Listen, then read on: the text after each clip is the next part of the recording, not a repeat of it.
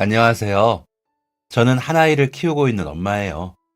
너무나 귀엽고 사랑스러운 딸이지만 얼마 전 큰일을 만들어서 이렇게 사연을 쓰게 되었네요. 제가 임신이 잘 되지 않아서 어렵게 얻은 아이이다 보니 또래 엄마들과 비교하면 나이가 조금 많은데요. 사실 아이를 셋 정도는 낳아서 기르고 싶은 게 꿈이었는데 하나뿐인 딸도 너무 어렵게 얻게 되어서 둘, 셋은 꿈도 못 꾸고 있어요.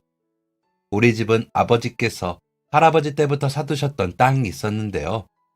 그때는 어렵게 돈을 모아 사두신 건데 엄청 좋은 땅이라서 뭘 지어도 농사가 잘 되었다고 해요. 그래서 땅을 산 이후부터는 돈을 꽤 여유롭게 벌기 시작해서 저희 부모님과 저는 돈이 부족하거나 어렵지는 않게 살았어요. 신기하게도 아버지는 어릴 때부터 음악과 예술에 관심이 많으셨는데요. 생계를 유지하기 위해서 그쪽 분야로 일하거나 많은 인연을 맺지는 못하셨지만 항상 음악과 예술을 가까이 하고는 하셨어요. 그래서 집에는 늘 오래된 LP판에서 대중가요부터 팝송, 재즈 등 다양한 음악이 흐르고는 했어요. 그러다 보니 자연스럽게 저는 집에서 음악을 가까이 들으면서 살았죠. 저한테는 5살 차이가 나는 언니가 있었어요. 저랑 언니는 늘 아버지가 일을 마치고 오시면 LP를 틀어달라고 이제 막 집에 들어와 자리에 앉기도 전에 아버지를 조르고는 했죠. 그러면 아버지는 아이고 이 녀석들아 아빠 피곤하다니까 라고 귀찮은 듯 이야기를 하면서도 마지못해 저희에게 끌려가주는 척을 하시면서 기분 좋게 음악을 틀어주고는 하셨어요. 그리고 언니랑 저를 무릎 위에 앉혀두시고 음악가들의 이름부터 어떻게 이 음악이 탄생하게 되었는지 몇 년도에 만들어졌고 그 음악가는 어떻게 살아왔는지 등등 마치 텔레비전에서 가수들을 소개해주듯 다양한 이야기를 들려주고는 하셨죠. 저희는 저녁이 차려질 때까지 아버지의 무릎에 앉아 그런 이야기를 들으면서 집안 가득 맛있는 냄새가 풍길 때쯤 밥을 먹으러 아버지의 손을 잡고 나오고는 했어요. 그래서 어릴 때의 저녁 풍경을 떠올리면 항상 즐겁고 신기한 이야기들과 좋은 음악, 다 같이 모여 밥을 먹는 가족들과 맛있는 냄새로 가득한데요. 제 삶에서 가장 중심이 되고 중요하게 생각하는 게 가족인 만큼 저에게 이런 추억들은 아주 소중해요. 어릴 때는 마냥 가족이라는 게 저와 함께 해주고 사랑해주는 사람들이라고만 생각했는데 세월이 지나면 지날수록 나이를 먹으면 먹을수록 다른 무엇보다 가족이 함께 있는 게 얼마나 소중한지 깨닫게 되더라고요. 특히나 힘든 일이 있는 순간 가장 의지가 되는 건 역시 가족이었고요. 기쁜 일이 있을 때 오롯이 축하해주고 행복할 수 있는 것도 가족이고, 힘든 일이 있을 때 아무 말 없이 곁에만 있어 주어도 힘이 날 수 있게 해주는 것도 가족이었거든요. 특히 제가 아이를 잃고 나서 정말 많이 힘들었는데요. 임신이 잘 되지 않아 난임센터를 찾아서 몇 달 만에 겨우 임신하게 되었는데, 임신했다는 것을 알게 된 지 고작 3개월도 안 되어서 유산을 하게 되었어요. 처음 아이를 유산했다는 것을 알았을 때는 그래도 아직 젊고 앞으로도 기회가 있다고 생각해서 슬프기는 하지만 괜찮다고 힘내자고 스스로를 추슬렀어요. 하지만 그 후로 오랫동안 두 번째 임신 소식을 접하기가 어려웠고 마침내 난임센터를 다닌 지 1년이 좀 지났을 때 겨우 두 번째 아이의 임신 소식을 들을 수 있었죠. 이제는 정말 조심해야겠다는 생각에 최대한 집에서 안정을 취하려고 하던 일도 그만두었고, 과학적인 사실이 아니어도 임산부에게 좋지 않다는 음식도 피하고 행동도 피하고 평소에는 지겨워서 시도도 하지 않았던 명상도 하면서 스트레스도 받지 않으려고 했고, 너무 집에만 있는 것도 좋지 않다고 해서 동네 공원도 규칙적으로 산책했어요. 그 덕분인지 지난번과 다르게 6개월 이상 별탈 없이 지나갔어요. 드디어 나도 엄마가 되는구나 생각하면서 너무 기뻤어요. 아이 침대도 사고, 이불도 사고, 귀여운 모빌도 사서 인형도 잔뜩 달아두며 아이 방을 꾸미는데 너무 행복하더라고요. 아기들은 머리가 추우면 안 된다고 해서 엄청 작은 모자도 샀는데요. 한 손에 다 들어올 것 같은 사이즈가 너무 귀엽고 앙증맞더라고요. 일찍이 임신 축하 선물이라고 주변에서 옷이나 양말을 선물해 주시는 분들도 있고, 일찍부터 기저귀는 어디 제품이 좋은지, 로션은 뭘 사면 좋을지도 먼저 엄마가 된 친구들이 알려주더라고요. 저보다 먼저 결혼해서 아이를 낳은 언니도 애들 선물 받은 것 중에 안 썼던 장난감이랑 젖병도 있다고 물려주면 되겠다고 좋아했어요. 6개월째니 나름 안정기라 생각해서 주변에도 임신 소식을 다 알렸고, 몸의 변화가 조금씩 느껴지면서 진짜 내가 아이를 가졌다는 것을 매일매일 실감할 수 있었어요. 그런데 집에서 낮잠을 자는데 갑자기 아랫배가 아픈 게 느껴졌어요. 너무 고통스러워서 일어나 보니 옷에 피가 흥건하더라고요. 갑자기 손발이 차갑게 식으면서 머리가 아파졌어요. 이렇게 많은 피를 보니 무엇인가 크게 잘못되었다는 생각이 들었어요. 그래도 혹시나 하는 생각에 급하게 119에 전화를 했어요. 빠르게 출동을 해주신 덕분에 저는 바로 응급실로 이송이 되었고, 간호사님과 의사 선생님이 급하게 달려와 주셨어요. 정신없이 상황이 빠르게 흘러갔고, 잠시 후 숨막힐 듯한 고요함과 침묵이 덮쳐왔어요. 아이의 심장 소리가 멈춘 것처럼 세상의 모든 소리가 멈춘 것만 같이 느껴졌어요. 몇 분 되지 않는 길지 않은 순간이었지만 제 심장도 함께 멈춘 것만 같았어요. 그렇게 무서웠던 순간은 태어나서 처음인 것 같아요. 그리고 이미 어떻게 되었는지 알고 있지만 저는 그래도 마지막으로 한 번 더 제게 일어난 일을 부정하고 싶어 의사 선생님께 떨리는 목소리로 물어봤어요. 뭐가 잘못됐냐고, 무슨 일이냐고요. 어떻게 되었는지 알 것 같았지만 그래도 제가 잘못 알았기를 선생님이 잠깐 착오가 있었다고, 별일 아니라고, 그냥 조금 쉬면 괜찮을 거라고 말해주기를 바랐어요. 하지만 난감한 표정으로 어렵게 말을 꺼낸 선생님의 대답은 제가 막연하게 알고 있던 그 사실이었고, 저는 그렇게 두 번째 아이도 잃게 되었어요. 뒤늦게 임신을 축하한다는 지인들의 연락이 오는데 차마 아이를 잃었다고 이야기할 수가 없었어요. 제가 입 밖으로 꺼내는 순간 아이가 죽었다는 게 사실이 될 것 같아서 말을 꺼낼 수 없었어요. 물론 사실이기는 하지만 그걸 말로 하는 순간, 주변에 알리는 순간 잠깐이라도 제 품에 있던 아이의 존재가 전부 부정당할 것 같은 마음이 들었어요. 아이가 떠났다고, 더 이상 없다고 말로 하지 않으면 사실이 되지 않을 것 같아서 마지막 신랄 같은 희망을 붙들고 있는 듯한 마음으로 아무 말도 하지 않은 채 있었어요. 하지만 언젠가는 말해야 할 사실이었죠. 그리고 이 사실을 가장 먼저 알게 된 언니와 저희 부모님은 이야기를 듣자마자 집으로 찾아오셨어요. 부모님은 지방에서 하던 일도 다 내려둔 채 바로 우리 집으로 오셨죠. 힘내라는 말도, 괜찮다는 말도, 앞으로 또 아이는 생길 거라는 말도 그 당시 저에게는 아무런 위로가 되지 않았어요. 그리고 그 사실을 잘 아는 듯 제 가족들은 저에게 그런 말을 한마디도 하지 않았어요. 그저 묵묵하게 제 손을 잡아주고 잠든 제 머리칼을 넘겨주고 이불을 덮어주고 죽을 끓여주면서 괜찮다고, 텅 빈 그 자리를 우리 가족들이 채워주겠다고 말하지 않고 이야기해주는 듯 했어요. 세상이 끝날 것 같던 그 순간에 가족들이 곁을 지켜줘서 저는 버틸 수 있었어요. 그래서 저에게 가족은 그 어떤 힘든 순간에도 사람을 살아가게 만들 수 있는 존재라고 생각해요. 그러다 보니 저는 제 가족들이 떨어진다는 생각은 해본 적이 없었어요. 저에게 너무나 특별한 의미를 가지고 있었고 삶을 살아가는 원동력이 되어주는 존재였으니까요. 가족들이 곁에 있어준 덕분에 몸도 마음도 차츰 회복을 해나갈 수 있었어요. 이번에는 다시 회복하기까지 꽤 오래 걸렸지만 그래도 제 곁에 저를 지켜주는 사람들이 있었기에 다시 한 번 더 힘을 낼 수 있었죠. 그리고 이번에 회복하고 나서는 난임센터에 다니던 것도 그만두었어요. 아이를 더 이상 원하지 않은 것은 아니었어요. 오히려 너무 손에 닿을 듯이 가까웠기에 이번에 유산을 하고 나서는 더더욱 간절하게 아이 생각이 났었죠. 다만 또다시 이렇게 아이를 잃게 된다면 더 이상 제가 감당할 수가 없을 것 같았어요. 심적으로 매우 지쳐있던 상태에서 겨우겨우 다시 일상을 지낼 수 있을 정도로 안정이 되었는데 이번에는 물론 잘 될 수도 있지만 또다시 이런 일이 생긴다면 그때는 영영 다시 회복될 수도 없을지도 모르겠다는 생각이 들었거든요. 마음은 물론 몸도 말이죠. 그래서 임신 계획은 미뤄두었어요. 사실 포기했다는 표현이 더 잘 맞겠죠.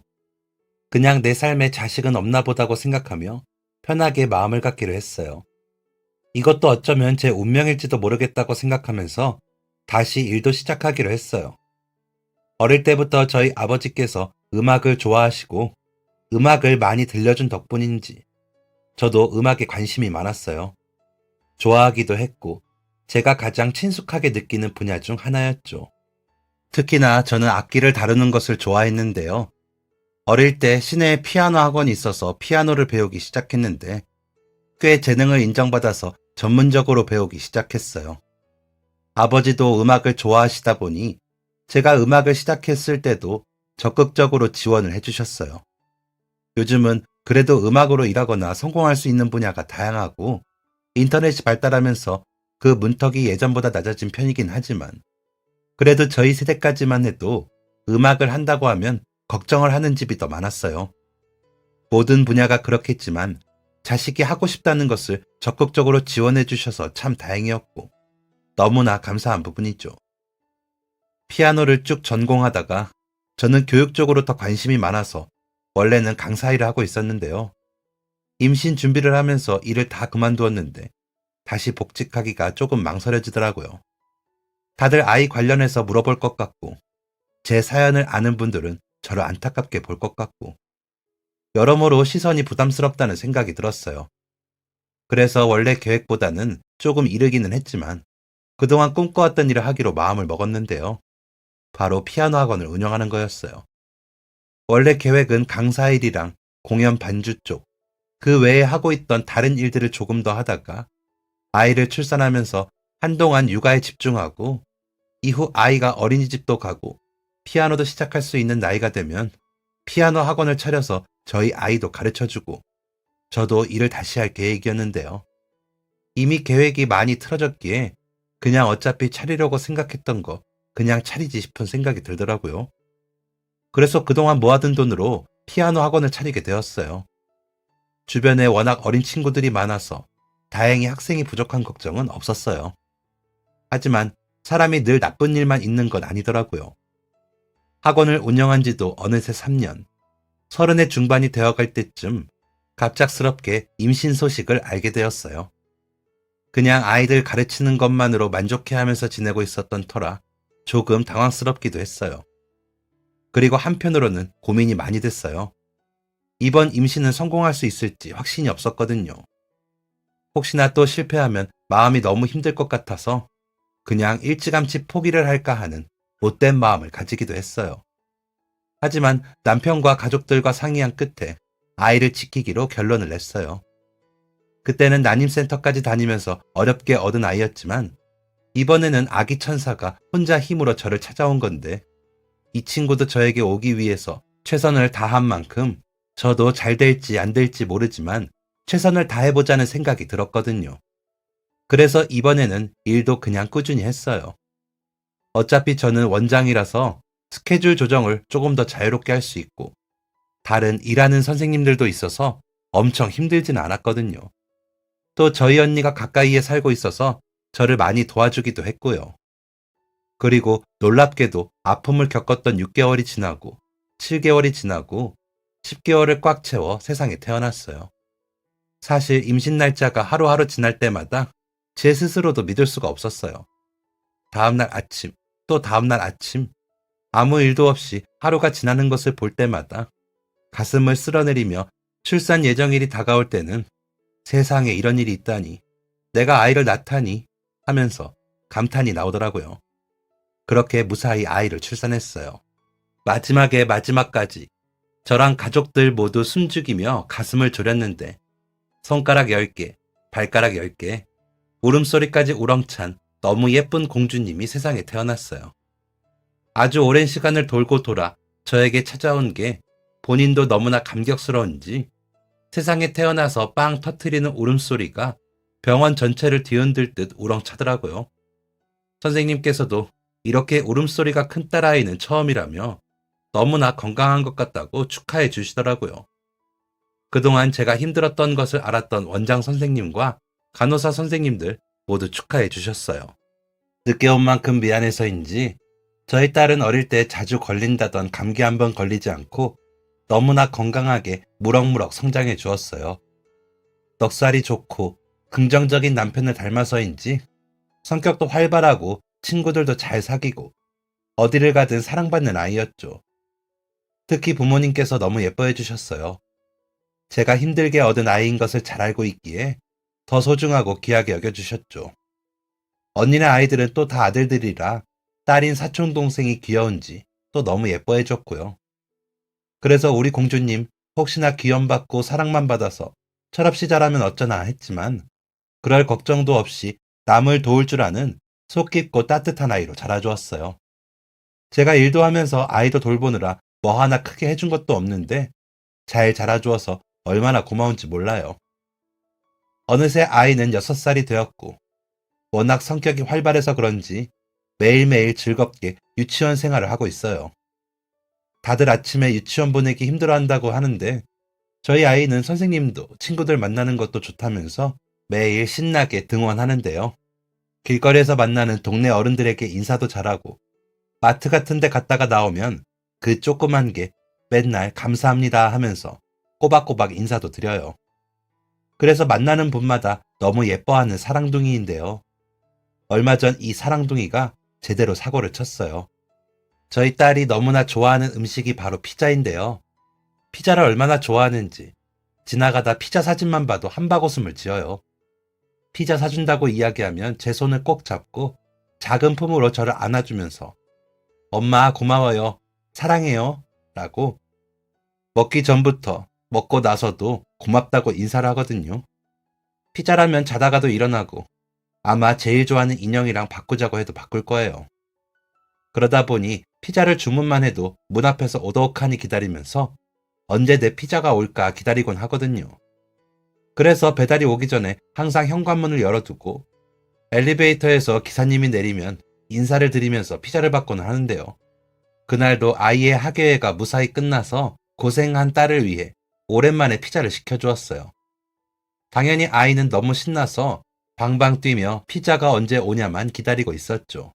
그리고 드디어 배달기사님이 도착하여서 아래층 현관에서 초인종을 연결하시길래 열어드리고 현관문을 열어 기사님이 올라오시기를 기다리고 있었는데요. 카드로도 결제하지만 아이에게 요즘 돈 개념을 알려주기 위해서 간혹 현금으로 결제를 하기도 해요. 그래서 이날도 아이와 미리 결제해야 할 피자 가격을 알아보고 돈을 세어서 준비해둔 상태였는데요. 혹시나 잃어버릴까봐 돈을 손에 꼭 쥐고 엘리베이터가 올라오기를 기다리는데 제가 봐도 너무 귀엽더라고요. 그리고 드디어 문이 열리고 제가 딸아이랑 문을 열고 기다리고 있으니 기사님께서 잠시 당황하셨지만 저는 아이가 피자를 너무 좋아하고 돈 계산하는 법을 배우고 있어서 기다리게 되었다고 상황 설명해 드렸어요. 그랬더니 기사님께서 제게 피자를 건네주시고 아이를 바라보시면서 일부러 무릎을 꿇어 눈을 맞춰서 돈을 받아주시더라고요. 아이는 신나서 얼마 맞죠? 이러면서 돈을 기사님 손에 올려주었고 기사님은 돈을 받으시더니 맞다고 정말 똑똑하다고 고맙다고 인사를 하시면서 자리에서 일어나려고 하셨어요. 그런데 그때 저희 아이가 갑자기 눈을 맞춰주고 계신 기사님의 어깨를 안아주더라고요. 저도 예상치 못한 일이라 깜짝 놀랐어요. 기사님도 놀라셨는지 자리에서 일어나시려다가 얼어붙으시더라고요. 그러더니 아이의 등을 톡톡 두드려 주시면서 고마워, 정말 고마워 라고 하시는데 왠지 목소리가 굉장히 수분이 가득 머금어진 듯 했어요. 헬멧 때문에 얼굴이 잘 보이지는 않았지만 떨리는 목소리에서 울고 계신다는 게 느껴졌어요. 차마 자리에서 일어나시지 못하고 미세하게 어깨를 떨면서 계속 우시더라고요. 저는 혹시 괜찮으시면 물이라도 한 잔 드리겠다고 집안에서 음료를 들고 나와 기사님에게 건네며 무슨 일이 있으신지 여쭤보았어요. 잠깐 아이에게는 집안에서 놀고 있으라고 들여보냈죠. 기사님은 울음을 멈추려고 하셨지만 쉽게 멈춰지지 않는지 떨리는 목소리로 이야기를 시작하셨어요. 저에게 이런 모습을 보여 죄송하다고 말씀하시면서요. 그리고 그분 입에서 나온 이야기는 다리에 힘이 풀릴 정도로 너무 충격적이었는데요. 정신을 차리지 않았으면 저도 그 자리에서 펑펑 울다가 쓰러졌을 듯해요. 다행히 초면인 분이고 집안의 아이를 생각해서 겨우 참았죠. 알고 보니 그분은 조금 전 아이의 장례를 치르고 오는 길이었어요. 생각지도 못했던 충격적인 이야기에 저는 잠시 입을 다무는 것도 잊어버렸어요. 헬멧을 벗고 얼굴을 보니 20대 후반 정도 꽤 어려 보였는데 저희 아이랑 동갑인 6살짜리 아이들이 있었다고 하시더라고요. 딸 아들 쌍둥이였는데 21살 어린 나이에 아이를 낳게 되었다고 해요. 아내이자 아이들의 엄마는 어릴 때부터 의지하고 지냈던 소꿉친구였는데 둘 다 어릴 때부터 할머니랑 살고 있고 생활도 어려워서 가족처럼 서로를 의지하면서 살았다고 해요. 그러다 보니 자연스럽게 서로의 곁에 있는 게 익숙했고 어릴 때부터 거의 평생을 알고 지내다 보니 또래와 비교하면 결혼도 일찍 하게 되었다고 하더라고요. 게다가 둘 다 서로의 유일한 가족이었던 키워주시던 할머니도 비슷한 시기에 돌아가시게 되면서 힘들고 외로운 세상에 서로서로 좋은 가족이 되어주기로 결심을 한 거죠. 그래서 20살이 되자마자 혼인신고를 하고 결혼 생활을 시작했고 없는 살림이라 결혼식도 따로 하지 않았고 일하면서 버는 돈으로 함께 살 월세를 구해서 그냥 같이 살기 시작했다고 하더라고요. 그런 두 사람에게 조금 이르지만 임신 소식이 찾아왔고 둘 다 어릴 때부터 너무 외롭게 자라서 늘 단란한 가족을 꾸리고 싶다는 생각이 강했기에 기쁜 마음으로 출산을 준비했다고 해요. 기사님은 하루에 일을 2개, 3개씩 해가면서 출산 준비를 하며 돈을 모으기 시작했고 아이 엄마 역시 어리지만 생활력도 강하고 아이들을 키우기에 돈이 많이 필요하다는 것을 알았기에 임신 막달까지 낮에는 택배회사 물류창고, 밤에는 편의점 야간 아르바이트를 하면서 돈을 벌었다고 해요. 그리고 쌍둥이라는 사실을 알았을 때 조금 망설여지기도 했지만 그래도 가족이 갑자기 2명이나 더 는다면 2배로 더 행복할 것 같다는 생각에 우리가 더 열심히 하자, 내가 더 열심히 할게 하면서 아이들을 맞이했대요. 그리고 조금 이른 8개월 만에 아이들이 태어났고 이분 먼저 태어난 첫째인 딸이 태어날 때부터 심장의 소리가 좋지 않았다고 하더라고요. 아이들은 태어날 때 심장이 덜 자라면 그럴 수 있다고 조금 더 검사를 해보자고 해서 기다렸지만 결국 아이의 심장에 큰 문제가 생겼다는 사실을 알게 되었고 지속해서 추적을 하면서 수술 여부에 대해서는 지켜봐야 한다고 했다네요. 다행히 둘째는 무척이나 건강해서 인큐베이터에 어느 정도 있다가 무사히 퇴원을 할 수 있었고 첫째의 병원비가 들어가고 있었으므로 기사님은 계속해서 일하면서 돈을 벌었다네요. 그렇게 정신없이 돈 버는 것에만 매달리는 사이 나쁜 소식은 또다시 찾아왔어요. 아이들이 3살 정도 되었을 때쯤이었어요. 첫째 아이는 병원에 있다가 집에 있다를 반복하며 생활하고 있었고 본인도 일하고 아내도 일을 하다 보니 자연스럽게 둘째는 일찌감치 어린이집을 다니고 있었다고 하더라고요. 최근 아내의 안색이 좋지 않고 소화가 잘 되지 않는다며 힘들어했는데 아이도 아프고 일도 힘들고 여러모로 스트레스를 받아서 그런 거겠지 생각하고 넘겼다고 해요. 아내에게 병원에 가보자고 이야기했지만 그냥 스트레스성 위염인 것 같다면서 약국에서 산 위염약과 소화제를 먹다 보면 괜찮아질 거라고 대수롭지 않게 넘겼다고 하더라고요. 하지만 모든 병이 아프기 시작해서 병원에 가면 심각한 상황이라는 말이 있죠. 아픔이 너무 오래 지속되면서 더 이상 참지 못하겠다 싶어 병원에 갔더니 위궤양의 위염이 오랫동안 지속되었고 그동안 많이 힘들었을 텐데 어떻게 참았냐며 놀라시더랍니다. 그리고 이미 위암으로 빠르게 진행이 된 상태라 주변으로 전이가 심하게 되어 있어 우선 치료를 시작해보겠지만 결과는 기대할 수 없다고 하셨대요.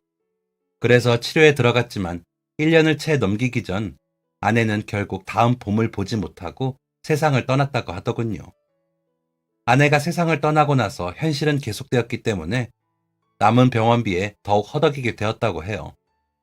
일을 하면서 아이들도 돌봐주어야 했는데 주변에 도움을 받을 곳도 없어 점점 집안도 엉망이고 아이들 상태도 엉망이 되어갔다고 하더라고요.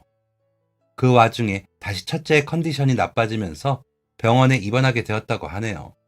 어떻게든 어린이집을 보내면서 아이를 돌보려고 했지만 일하고 첫째 병원에 들르고 밤에 아이를 데리고 와 그 어린 나이를 밤새 집에 혼자 있게 둬야 했기에 혹시나 밤사이 무슨 일이라도 생기면 어쩌나 걱정도 많았다고 하더라고요. 그래서 결국 어쩔 수 없이 아이를 24시간 보육해줄 수 있는 곳을 찾아야 했대요. 그러다 보니 여러 방법들 중 보육원이 있었다고 하더라고요. 어쩔 수 없이 보육원에 아이를 맡기고 누나가 건강해지고 아빠도 빚을 좀 갚고 나면 꼭 다시 데려오겠다고 약속을 했다고 하네요. 그 후로 틈날 때마다 아이를 보러 갔지만 아빠, 나는 언제 집에 가? 물어보는 아이에게 늘 다음에를 이야기하면서 가슴이 찢어질 것 같았다고 하더라고요. 그리고 너무 안타깝게도 태어난 직후부터 6살이 될 때까지 인생의 대부분을 병원에서 보내고 병원을 왔다 갔다 하던 아이는 결국 갑자기 상태가 안 좋아지면서 심장이 멈추게 되었다고 해요. 그때도 일하던 중이라 연락을 받자마자 뛰어갔는데 이미 아이는 숨을 멈춘 후였다고 하더라고요. 침대 위에 심장이 멈추고 호흡이 멈춘 아이를 바라보는데 무슨 말도 나오지 않고 눈물만 계속 쏟아졌대요.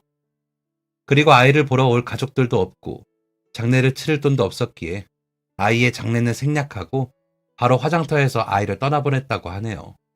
너무 슬퍼서 당장 숨을 쉴 수도 없을 것만 같았는데 아직 보육원에서 자신만을 기다리고 있는 둘째가 있었기에 마냥 주저앉아 울 수도 없었대요. 그래서 슬퍼할 틈도 없이 보육원에서 아빠가 언제 다시 자기를 집으로 데려가나만 기다리고 있는 아이를 떠올리며 납골당에서 돌아와 바로 출근을 한 것이라고 하네요. 그리고 자기 아이 또래의 저희 딸을 보자마자 가슴이 미어지는 것 같았는데 자신을 안아줄 때 마치 마지막 인사도 제대로 하지 못했던 딸이 위로를 해준 것만 같은 느낌을 받았다고 해요. 그래서 참고 있던 눈물이 막 쏟아져 내렸다고 하더라고요. 이야기를 듣고 있는데 저도 같이 울고 있었어요. 어떤 말을 해도 위로가 되지 않을 것 같았어요. 저도 아이를 잃어본 경험이 있었기 때문에 그 마음을 헤아릴 수 있었거든요. 저는 아직 태어나지도 않았던 아이를 잃은 것만으로도 가슴이 찢어지고 세상이 무너지는 것만 같았는데 직접 품에 안아보고 웃는 얼굴을 바라보며 키웠던 자식을 잃은 마음이 어떨지 상상도 제대로 되지 않았어요. 그저 저도 비슷한 경험이 있었기에 그 슬픔이 얼마나 클지에 대해 약간의 가늠을 해볼 수 있었죠. 가슴이 너무 아프고 뭐라도 해드리고 싶은데 일하는 곳에서 계속 연락이 와서 더 붙잡아둘 수가 없었어요. 그래서 저는 혹시나 제가 도울 수 있는 방법이 있다면 도와드리겠다고 이야기하면서 연락처를 물어봤어요. 그리고 연락처를 받고 다시 일하실 수 있도록 보내드렸죠. 다시 집으로 돌아와 저희 딸이 피자를 먹는 모습을 보고 있는데 이야기를 들은 제 마음도 이렇게나 먹먹한데 당사자는 또래인 저희 딸아이를 보면서 얼마나 마음이 아플지 생각이 들더라고요. 그래서 부조금이라도 보내드려야 하나 싶어서 식사를 마치고 톡을 열어봤는데요. 톡 프로필에 동영상이 있더라고요. 보니까 본인이 직접 노래하는 영상이 있었는데 긴 영상은 아니었지만 잠깐 들어봐도 실력이 보통이 아니라는 생각이 들더라고요. 보니까 그 외에도 몇 개 더 노래하는 영상들이 있었는데 녹음실 같은 곳에서 부른 것도 있어서 보니 보통 사람들이 노래하는 수준 그 이상이었어요. 목소리도 좋고 음정 박자도 굉장히 잘 맞고 성량도 풍부하고 표현력까지 아주 뛰어나더라고요. 이런 실력을 갖추고 있다니 오디션 프로그램 같은 데 나가도 우승까지 노려볼 수 있겠다는 생각이 들었어요. 그래서 저는 이야기를 나누고 싶다고 언제 한번 아이랑 같이 밥 대접을 하고 싶다고 연락을 드렸죠. 그로부터 며칠 후 서로 시간이 맞아 만나게 되었고 오랜만에 외출이라며 보육원에서 지내고 있는 둘째를 데리고 저는 저희 남편과 아이를 데리고 함께 자리하게 되었어요. 아이들은 밥을 먹고 식당 내에 있는 놀이방에서 신나게 뛰어놀고 저는 프로필에서 노래하는 모습 봤다고 원래 혹시 노래하시는 분이시냐고 조용히 여쭤보았죠. 알고 보니 노래는 그냥 취미라고 하시더라고요. 부르고 듣는 것을 좋아하고 그냥 심심할 때 한 번씩 불러보는 게 다라고 했어요. 음악을 너무 좋아해서 본격적으로 배워보고 싶었는데 어릴 때는 집이 워낙 가난해서 차마 음악 과목을 가르쳐줄 지원이 없었고 그래서 인터넷이나 도서관 같은 곳에서 악보나 음악 관련 책을 찾아보면서 독학했다고 하더라고요. 저는 독학으로 이 정도 실력을 쌓았다는 이야기에 깜짝 놀랐어요. 그리고 그냥 노래하는 걸 좋아해서 어릴 때부터 항상 노래를 듣고 부르고 또 독학으로 배운 책들을 가지고 학교에 있는 악기들을 다뤄보면서 음악적 실력을 쌓았다고 하는데 이런 것들을 다 혼자서 할 수 있다니 놀랍다고 생각했어요. 피아노를 치면서 노래하는 영상도 있었거든요. 아이 보육원에 피아노가 있어서 재미삼아 연주하면서 노래를 불렀던 건데 보육원 선생님 중 한 분이 찍어줬던 거라고 하시더라고요. 피아노만 연주하는 것도 쉽지 않고 노래만 잘하는 것도 쉽지 않은데 제대로 배운 적도 없는 분이 독학으로 피아노 치면서 노래를 부르다니 이건 정말 대단한 재능이라고 생각했어요. 노래 부르는 것을 너무 좋아해서 공부도 해보고 싶고 직업으로 삼아보고 싶기도 했지만 음악학원 같은 곳에 취직하려고 해도 다들 학력을 먼저 보기 때문에 이력서에서 빠르게 탈락을 했다고 해요.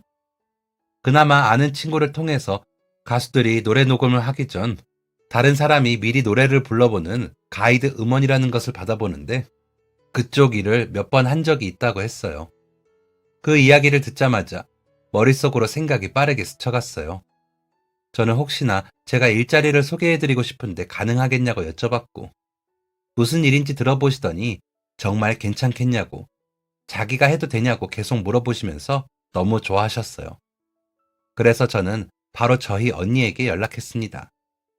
사실 어릴 때부터 음악과 가까웠던 저희 집안은 저희 언니도 음악 관련 일을 하고 있었거든요. 언니는 원래 실용음악을 대학에서 전공하고 그분처럼 가이드 녹음도 하고 코러스 작업도 하다가 교육 쪽으로 빠지면서 유명 기획사의 보컬 선생님으로 일했었어요. 그리고 나이가 좀 들고 나서 아이 키우기도 바쁘고 자기 사업도 차리고 싶어 퇴사 후 음악학원을 차려서 운영하고 있거든요. 피아노, 드럼, 기타 등등의 악기부터 시작해서 노래도 가르치고 있고 가수를 준비하는 친구들도 개인 지도를 받는 곳이에요.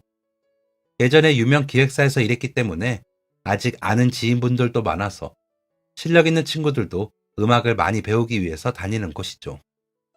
언니에게 사정을 이야기하고 혹시 일을 할 수 있도록 도와줄 수 있는지 물어봤어요. 언니는 아무래도 다들 학력이나 경력을 중요시하니 생각을 좀 해봐야 하겠지만 우선 실력이 어느 정도인지 보고 결정하자고 했죠. 그리고 약속을 잡고 다시 한번 언니네 학원에 그분을 데리고 갔는데요. 노래 실력이랑 음악에 관한 지식들을 간단하게 테스트해보더니 언니가 이 정도면 실력은 충분하다며 학력이나 경력이 없는 게 아쉽다고 재능이 무척 뛰어나다며 계속 칭찬하더라고요. 그래서 우선은 간단하게 어린 아이들에게 간단한 음악 이론이랑 노래를 가르치는 것부터 시작을 하기로 했어요. 그리고 언니는 정말 아까운 재능이라며 직접 지원을 해줄 테니 아이들을 가르치면서 실용 음악으로 대학을 준비해보는 게 어떠냐고 제안하더라고요. 그래서 언니네 학원에서 일을 시작하면서 대학 준비까지 하기 시작했어요. 그렇게 하고 싶었던 음악이라 그런지 출근할 때마다 행복하게 웃으면서 출근하시는데 그래도 한편으로는 보육원에 있는 아이 때문에 걱정이 되시는 듯 했어요. 그래서 저도 그분을 도와드리기 위해서 한 가지 제안을 하게 되었죠. 저는 어차피 아이들이 많이 다니는 학원을 운영하고 있고 저희 아이랑도 동갑인데다가 원래는 자식을 여럿 낳아 키우는 게 꿈이었잖아요. 그래서 하나에서 한 명 더 돌보는 것도 늘 제가 바랬던 거니까 괜찮지 않을까 싶어서 일하는 동안 제가 저희 아이와 함께 아이를 돌보면 어떤지 물어봤어요. 그러면 멀리 있는 보육원까지 시간 날 때 잠깐씩 방문하지 않아도 되고 퇴근하고서 휴일에 언제든 아이랑 만나볼 수 있으니까 훨씬 좋지 않겠냐고요. 제가 원래 자식을 여러 키우고 싶었는데 임신이 어려워 하나밖에 낳지 못했다고. 아이 돌보는 건 너무 좋아하는 일이라고 부담 갖지 말라고 말씀드렸죠. 정말 그래 주실 수 있나요? 저는 저희 아이가 조금이라도 가까이 있다면 그래서 틈틈이 잠깐씩이라도 더 자주 볼 수 있다면 너무 좋죠. 너무 감사하죠. 그래서 대답을 듣고 다시 보육원에서 아이를 데리고 왔어요. 우리 집에는 어차피 손님용 방으로 방이 하나 남아서 아이가 지내기에는 딱 맞았죠. 게다가 저희 애랑 동갑이라서 음식이나 간식도 그냥 한 명분을 더 추가해서 준비하면 끝이었죠. 다만 아들은 처음 키우다 보니 조금 어렵게 느껴지기도 했는데 다행히 저희 남편이 운동도 좋아하고 활동적이라서 남자아이가 있으니 같이 공놀이도 하러 나가고 주말에는 목욕도 다니면서 엄청나게 좋아하더라고요. 그동안 목욕탕 같은 데 갈 때마다 제가 딸아이랑 같이 들어가는 모습이 너무 부러웠는데 자기도 이제 외롭지 않게 함께 다닐 친구가 생겼다면서 너무 기뻐하네요. 사실 다른 집 아이를 돌봐준다는 게 선뜻 결정하기에 쉽지 않은 부분일 수 있는데 남편이 잘 이해해주고 적극적으로 그렇게 하자고 의견을 내준 덕분에 다행이었어요. 그리고 저희 아이도 다른 친구들이 형제가 있어서 늘 부러웠는데 자기도 드디어 형제가 생겨서 너무 좋다면서 좋아하더라고요. 갑자기 다른 아이가 집에서 살게 된 게 불편할 수 있는데 정말 고마웠죠. 저희는 아이들을 둘 다 제 자식처럼 똑같이 대했어요. 간식도 똑같이, 놀러 갈 때도 꼭 데려가고, 저희 애가 장난감을 살 때는 꼭 같이 사주기도 하고요. 그리고 제가 운영하는 피아노 학원도 저희 딸이랑 같이 다녔는데요. 아이가 아빠를 닮아서 그런지 음악적 재능이 좋더라고요. 선생님들도 시작한 지 얼마 되지 않았는데 엄청나게 빨리 배우는 것 같다며 신기해 했어요. 아이는 우리 집에서 지내면서 아빠가 일찍 퇴근하는 날은 같이 집으로 돌아가기도 하고 아닌 날에는 우리 집에서 자면서 유치원을 다녔는데요. 언니가 좋은 처우로 월급을 주기는 하지만 아직 다 갚지 못한 빚이 있어서 학원 일뿐만 아니라 다른 일들을 여전히 병행하고 있어 밤새 일하는 때도 있었거든요. 그래도 자기는 음악으로 돈을 벌 수 있게 되어서 그것만으로도 너무 감사하고 기쁘다고 월급도 잘 주셔서 이전보다 삶이 훨씬 나아졌다면서 좋아하시는데 그런 말을 들을 때마다 사실 저는 크게 한 게 없고 아이가 하나 더 생겨서 저희 가족은 더 행복해졌는데 그렇게 말씀해 주시니 너무 감사했죠. 그리고 학원에서의 실적도 굉장히 좋았는데요. 언니 말로는 본인도 노래를 정말 잘하지만 아이들 교육도 엄청나게 잘한다고 하더라고요. 아이 아빠라서 그런지 이해가 쏙쏙 잘 되게 잘 가르쳐 준다고 하는데 그래서 아이들도 재밌다며 반응이 좋고 부모님들 사이에서도 선생님이 너무 잘 가르쳐 주시는 것 같다면서 평이 좋다고 해요. 그리고 잘 준비한 덕분에 꽤 이름 있는 실용음악과에도 합격했는데요. 언니가 학원 측에서 원해서 대학에 가라고 한 것이니 지원을 다 해주겠다고 했지만 너무 부담스럽다고 나중에 꼭 갚겠다고 이야기했다고 하네요. 이제 일을 시작하신 지도 몇 년이 되었는데요. 어느새 수강생들도 더 많아졌어요. 그리고 수강생이 더 늘어나게 된 큰 이유가 있었는데요. 이분이 중학생 때부터 노래를 가르쳤던 아이가 있었는데 그 아이가 실력이 좋아지기 시작하면서 유튜브에서 조금 이름을 알리기 시작했거든요. 노래하는 영상을 유튜브로 올렸는데 반응이 꽤 좋고 구독자도 많다고 해요. 그러다가 한 음악 관련 프로그램에 나갔는데 거기서 거의 우승까지 올라갔고요. 아쉽게 준우승에 그치기는 했지만 그 후로도 유튜브가 더욱 대박이 터지면서 주변에서 입소문이 나서 그 선생님에게 자기 아이도 배우게 하고 싶다면서 문의가 엄청나게 이어지고 있다고 하더라고요. 게다가 가르치던 학생 중 또 다른 아이가 유명 기획사의 오디션에 통과하게 되면서 선생님 트레이닝 실력이 엄청나다고 입소문이 나서 너도 나도 수업을 듣고 싶다고 문의를 하고 있다고 하네요. 덕분에 수업 스케줄을 추가할 수가 없을 정도로 학생들이 줄을 섰다고 하는데요. 언니도 처음 고용을 했을 때 이 정도를 기대하지는 않았는데 상상 이상으로 너무 잘해주고 있다며 이렇게 좋은 인재를 소개해줘서 정말 고맙다고 오히려 제 얼굴을 볼 때마다 인사를 해요. 처음 언니에게 부탁했을 때 걱정도 되고 조금 미안하기도 했었는데 아주 좋은 결과로 이어져서 다행이다 싶은 생각도 들어요. 덕분에 지금은 제가 낮 동안만 아이들을 돌봐주고 저녁에는 퇴근해서 아이와 함께 집으로 돌아가는데요. 처음에는 단순히 저희가 주문한 피자를 가져다주는 배달 기사님이라고만 생각했는데 그렇게 시작된 인연이 이렇게 발전하게 된 것이 엄청 신기하기도 해요. 그리고 작은 전셋집을 구해서 살고 있는데 언젠가는 아이와 함께 내 집 마련을 하고 싶다는 꿈도 생겼다고 하는데요. 자기가 직접 노래하지는 않지만 세상에 자신의 노래를 알릴 수 있는 훌륭한 제자들을 더 많이 키워내고 싶다는 꿈도 생겼다고 해요. 가장 사랑하는 가족들을 잃어서 더 이상 살고 싶지 않다는 생각도 들었고 현실이 너무 막막하고 지금의 상황을 타개할 방법이 없다고 생각해서 괴롭고 우울했는데 우연히 저를 만나게 된 이후로 삶이 크게 달라졌다고 하네요.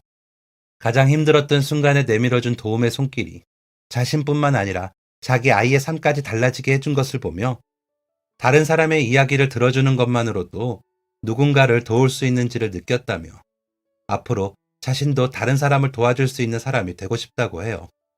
저는 늘 제가 한 행동이 무엇인가 대단하다거나 엄청난 일이었다고 생각하지 않는데 이렇게 이야기를 해주실 때마다 그때 내가 꽤 좋은 일을 했던 거라는 것을 느끼며 앞으로 또 다른 기회가 있다면 얼마든지 손을 내밀어야겠다는 생각도 드는데요. 비록 저희의 인연은 슬픈 상황에서 시작했지만 지금은 너무나도 즐겁고 행복한 일들로 하루하루가 채워지는 만큼 우리의 피자를 배달해준 기사님이자 지금의 훌륭한 보컬 선생님께서 앞으로도 훌륭한 제자들을 많이 키워내고 아이랑도 행복하게 살 수 있기를 바라봐요. 그리고 이 경험들로 저희 아이들도 나중에 다른 사람의 이야기를 언제든 들어주고 손을 내밀어줄 수 있는 사람들로 자랐으면 좋겠네요. 지금까지 사연 들어주셔서 감사합니다. 사연이 재밌으셨다면 구독과 좋아요를 눌러주세요. 감사합니다. 안녕히 계세요.